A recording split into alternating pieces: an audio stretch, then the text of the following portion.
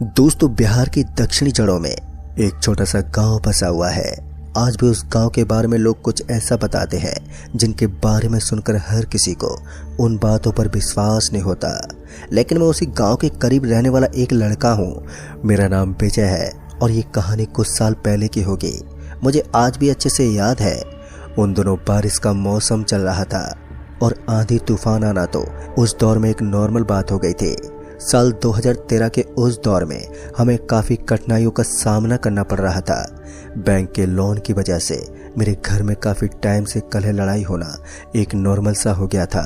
मेरे पापा जो कि शराब पीने के आदी थे, तो वही मेरी मम्मी चीज़ों को सुधारने में लगी रहती थी। लेकिन कभी भी हम अपने परिवार की आर्थिक स्थिति को ठीक नहीं कर पा रहे थे। मेरी उम्र ज़्यादा नहीं थी, इसलिए चाहकर भी मैं कुछ नहीं कर सकता था। जब मैं पढ़ाई छोड़ने की बात करता तो कहीं ना कहीं मेरी मम्मी मुझे ऐसा करने से मना कर देती। मुझे समझ में नहीं आता था कि इस हालत में इंसान को क्या करना चाहिए। सच कहूँ तो उस वक्त हमारी स्थिति इतनी ज़्यादा खराब थी कि मैं अपने शब्दों से बयां नहीं कर सकता। लेकिन जैसे जैसे वक्त बीतता जा रहा था तो वैसे वैसे समय में बदलाव भी आता जा रहा था। अब धीरे धीरे पापा की तबीयत बिगड़ने लगी थी और कुछ ही दिनों के बाद उनकी मौत हो गई थी। लेकिन उनकी मौत का कोई कारण हमें पता ही नहीं चला।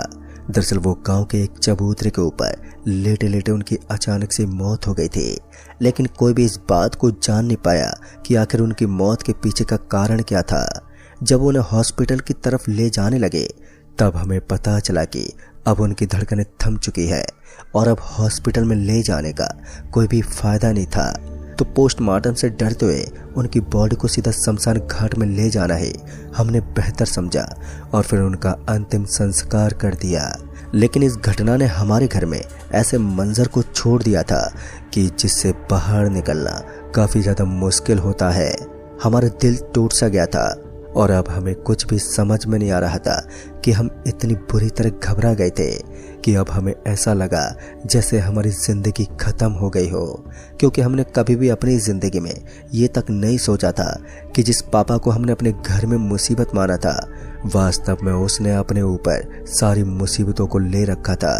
उनकी मौत होते ही हमारे घर में जो हमारे पास जानवर थे उनके अंदर एक अजीब सी खामोशी छा गई थी। जिस तरह की चहचहाहट जानवर में होती है उस तरह से बिल्कुल भी महसूस नहीं हो रहा था और धीरे धीरे वो सभी बीमार पड़ने लगे। हमारी 60,000 की एक गाय और लगभग 1 लाख रुपए के करीब भेड़ मर गई और ऐसा ही चलता रहा। तो धीरे धीरे हम घाटे के अंदर ही डूबने वाले थे, जिसके चलते हमारी ज़मीन बेचनी पड़ती और बिल्कुल ऐसा ही हुआ। धीरे धीरे ज़मीन भी बिक गई। लेकिन उस ज़मीन को जल्दी से बेचने की वजह से हमारे घर में कुछ पैरानॉर्मल होना शुरू हो गया। दरअसल मेरी बहन, जिसकी उम्र करीब 22 साल के लगभग थी, वो अचानक ही विलाप करने लगती। उसके दिमाग में अजीब अजीब ख्याल आने लगते। उसका माथा सनकने लगता और पता नहीं क्यों लेकिन वो किसी पागल की तरह चिल्लाने लगती थी। जब उसको हम कुछ कह देते थे तो वो हम पर हमला करने की कोशिश करती थी। हालात कुछ इस कदर हो गए थे कि ये सारा का सारा माजरा हमारे माइंड से बाहर जा रहा था। हमें तो समझ में नहीं आ रहा था कि अब हम करें तो करें क्या। लेकिन वो कहते हैं ना, समय भी बदलता है और हालत भी। मेरी मम्मी इस चीज़ को लेकर इतनी ज़्यादा सीरियस हो गई थी कि अब उन्होंने ठान लिया था कि वो कुछ भी करके सारी मुसीबतों को हटाकर ही दम लेगी। उसके बाद मम्मी ने ठान लिया था कि वो किसी भी हालत में भारत की सबसे खतरनाक और सबसे चमत्कारी जगह दरगाह में जाने की ज़रूर सोचेंगे। दरअसल राजस्थान के एक जिले में एक दरगाह है। कहते हैं वो दरगाह इतनी ज़्यादा पावरफुल है कि वहाँ पर एक बार जाने के बाद इंसान के सारे दुख समाप्त हो जाते हैं। लेकिन इस बात में कितनी सच्चाई थी और कितना झूठ, ये महज कुछ ही दिनों के अंदर ही पता चलने वाला था। जब मम्मी ने ठान लिया था कि हम सभी वहाँ पर जाने वाले हैं और साथ ही अपनी बहन को भी लेकर जाने वाले हैं, तब मेरी बहन का नेचर और भी ज़्यादा खराब हो गया था और वो बहुत ही बुरी तरह से तड़पने लगती थी और हमें भला बुरा कहने लग जाती। हमें उसकी ये हरकत बहुत ही ज़्यादा बुरी लगती थी, लेकिन हम कुछ नहीं कर सकते थे। फिर ऐसे ही एक रात मैं बस ऐसे ही अपनी छत पर टहल रहा था, तभी मैंने देखा कि हमारे घर के बगल से जो सड़क गुजरती थी उसके पास एक बड़ी सी झाड़ी बनी हुई थी उस झाड़ी के पास कोई औरत थी और वो उस झाड़ी के चारों तरफ चक्कर काट रहे थे। साथ ही उसके हाथ में भी कुछ नजर आ रहा था। और फिर इसी बीच तेज गति से आने वाली एक बाइक उस महिला के करीब से गुजरने ही वाली थी कि अचानक ही पता नहीं क्या हुआ कि वो बाइक लगभग 7 फुट नीचे गिर पड़ी। मामला अभी यहीं पर समाप्त नहीं हुआ था। उसके बाद मैंने देखा कि वो औरत उस आदमी के ऊपर चढ़ने लगी और उसने अपने लंबे लंबे नाखून उस आदमी के सीने में घोंप दिए। और जैसे मैंने ये नज़ारा देखा तो मेरे पैरों तले जमीन खिसक गई।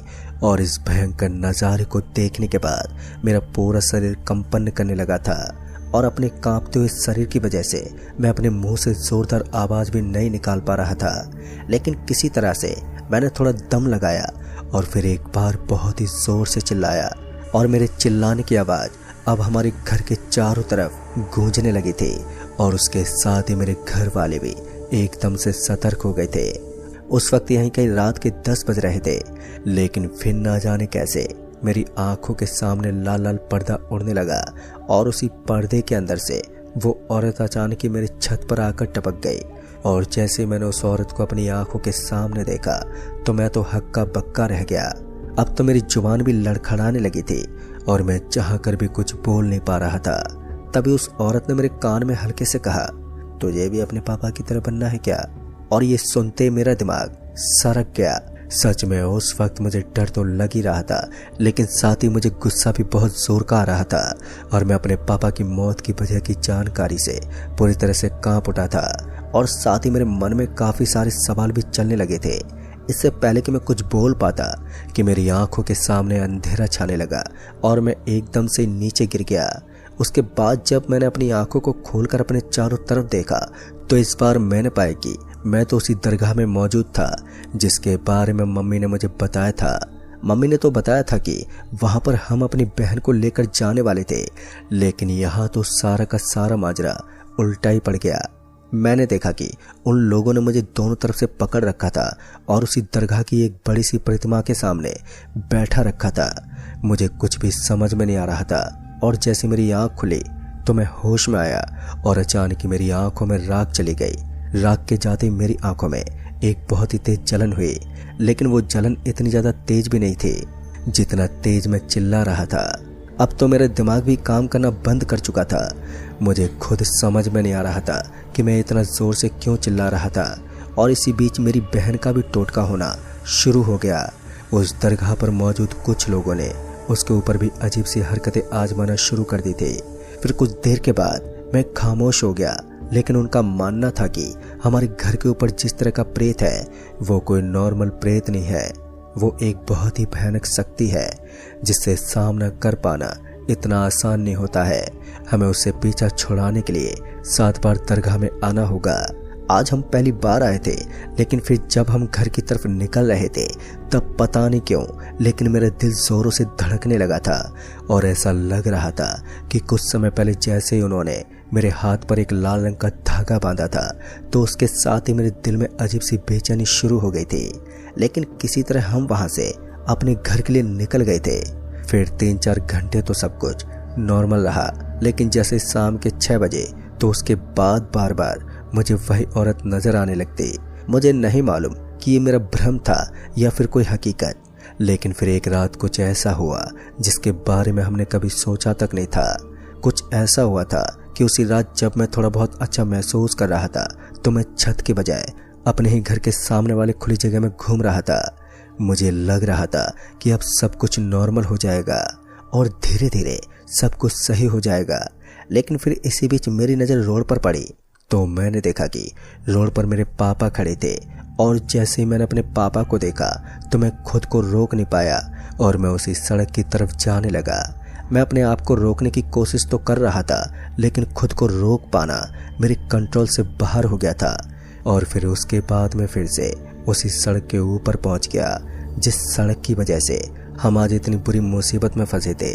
जैसे ही मैं सड़क पर पहुंचा तो मैंने देखा कि मेरे पापा आराम से खड़े हुए हैं और उनके हाथ में एक शराब की बोतल थी, लेकिन साथ ही उनके बगल में एक औरत भी खड़ी थी। और ये वही औरत थी जिसने मेरे साथ कुछ अजीब सा किया था। और ये देखते मेरे पैरों तले जमीन खिसक गई और मेरा पूरा शरीर फूलने लगा। उस वक्त मैं इतनी बुरी तरह से कांपने लगा था कि मेरे दांत आपस में टकरा रहे थे। और तभी वो औरत एकदम से मेरे और भी करीब आ गई। और जैसे इस बार मैंने उसके चेहरे को देखा तो मैंने पाई कि उसका चेहरा बहुत ही भयानक है। उसके चेहरे पर हल्के हल्के गड्ढे थे जिसके अंदर एक सड़न बीत रही थी। और उसकी दोनों आंखों की जगह 2 गहरी कठपुतलियां नजर आ रही थी जिनमें से गहरा धुआं निकल रहा था। मुझे डराने के लिए बस इतना ही काफी था। फिर मैं सदमे में चला गया था, लेकिन इससे पहले मैं खुद को संभाल पाता कि अचानक मेरे पापा एकदम से नीचे गिर पड़े। मैं समझ गया था कि ये सारा सीन किसी फिल्म की तरह चल रहा था। फिर उसके बाद ना जाने मुझे क्या हुआ कि मैं वहां से भागने की कोशिश करने लगा, लेकिन अब तो मेरे पैर भी काम नहीं कर रहे थे। मैं चिल्लाना चाहता था लेकिन मेरे मुंह से आवाज ही बाहर नहीं निकल रही थी। दोस्तों, आखिर वो औरत कौन थी और मुझसे क्या चाहती थी और उसने मेरे पापा के साथ क्या किया? ये काफी सारे सवाल मेरे दिमाग में किसी बड़े धमाके की तरह घूम रहे थे। मुझे इन सब का उत्तर जानना था जिनके लिए मैं कुछ भी कर सकता था। इसलिए मैंने एक चैन की सांस ली और एक लंबी सांस खींचने के बाद मैंने हल्के से कहा, कौन हो तुम और तुमने मेरे पापा को क्यों मारा है? जैसे मैंने उसके सामने ये बात रखी तो वो शांत हो गई और उसके बाद ठंडी आंखों से मेरी तरफ देखते हुए बोली, 4 साल पहले मैं यहाँ तड़प तड़प कर मर गई थी और तुम्हारे पापा, या फिर यूं कहूँ कि तुम्हारे घर वाले यहीं पर मौजूद थे, लेकिन किसी ने भी पुलिस के डर से मुझे नहीं बचाया। इसी सड़क के किनारे मैं तड़प तड़प कर मर गई थी और साथ ही मेरा मासूम बच्चा भी, लेकिन तुम्हारे घर से कोई भी हमें बचाने नहीं आया। हम लोगों ने तुम्हारा क्या बिगाड़ा था? ये सब सुनते मैं तो पूरा चौंक गया था, क्योंकि मैंने आज से पहले ऐसा कभी नहीं सुना था कि यहाँ पर किसी महिला की मौत भी हुई थी। फिर जब मैंने अपने पापा की तरफ देखा तो वो नीचे गिरे हुए थे और उनकी छाती के अंदर एक बड़ा सा घाव बना हुआ था। और ये देखते मेरा कलेजा जोरों से धड़कने लगा। ऐसा लग रहा था जैसे कि मेरा कलेजा मेरी छाती को फाड़कर बाहर निकल जाएगा। मुझे डराने के लिए तो बस इतना ही काफी था। और उसके बाद मैं धूम दबाकर वहां से भागा और अपने घर में आ गया। दोस्तों, उस वक्त मैंने काफी हिम्मत दिखाकर ये सब किया था। वहां से आकर मैंने मम्मी को सारी बात बताई तो उसी दिन उन्होंने मुझे घर से बाहर निकलने को मना कर दिया, क्योंकि हमने कुछ दिन पहले ही घर के चारों तरफ एक दिव्य राख लगाई थी। फिर उसके बाद हम दूसरे दिन वापस उसी दरगाह में चले गए। दोस्तों, फिर उसके बाद हमारे घर में सब कुछ ठीक ठाक चलने लगा है। हालांकि मैं आज तक इस बात को नहीं जान पाया था कि आखिर मेरे पापा की मौत कैसे हुई थी और आखिर वो औरत कौन थी। लेकिन कुछ दिनों के बाद जब वो रहस्य सामने उभर कर आया तो मेरी सांसें ऊपर नीचे होने लगी। मुझे तो आज भी यकीन नहीं होता है कि ऐसा भी कुछ हो सकता था। आपको क्या लगता है कि वो औरत कौन थी और आखिर हमारे घर पर कहर बनकर क्यों उभर रही थी? ये सब तो मैं नहीं जानता, पर आपकी राय क्या है ये आप हमें नीचे कमेंट बॉक्स में जरूर बताएं। तो मैं आपका दोस्त राजकुमार जल्द ही मिलूंगा ऐसी एक और नई कहानी के साथ। तब तक के लिए बाय एंड टेक केयर।